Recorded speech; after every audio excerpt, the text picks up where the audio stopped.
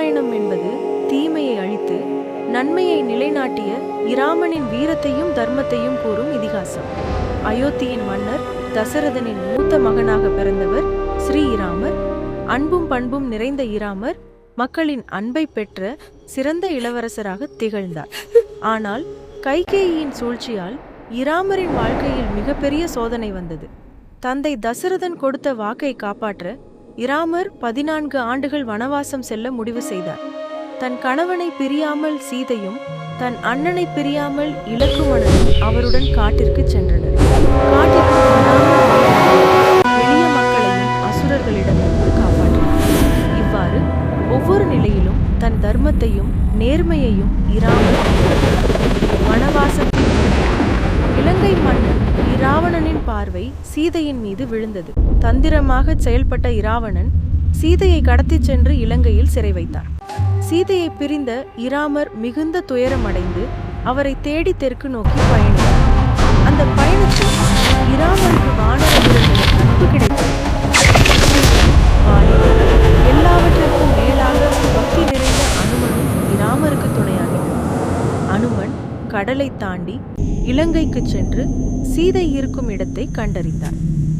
சீதையை சந்தித்த அனுமன் இராமர் இராமரும் வானரப்படையும் இலங்கை நோக்கி புறப்பட்டனர். கடலுக்கு நடுவே கற்களால் பாலம் அனைவரும் இலங்கையை அடைந்தனர்.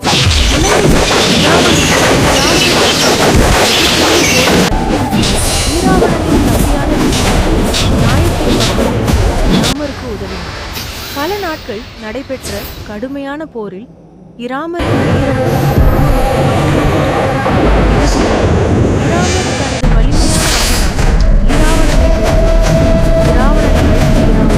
சீதையை மீட்டு தன் வாழ்க்கை துணையுடன் மீண்டும் இணைந்தார்.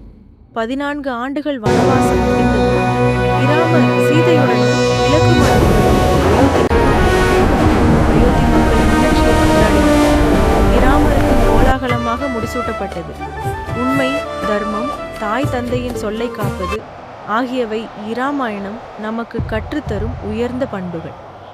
தர்மம் எப்போதும் அதர்மம் என்று இராமாயணம் கூறும் மகத்தான செய்தி. இராமரின் வாழ்க்கை நம் வாழ்வில் கடைபிடிக்க வழிகாட்டுகிறது. அன்பு, பொறுமை, தியாகம், தர்மம் ஆகியவற்றை நம் உள்ளத்தில் வளர்க்கும். ஸ்ரீ இராமரின் அருள் அனைவருக்கும் கிடைக்கட்டும். நன்மையும் அமைதியும் உலகம் முழுவதும் நிலை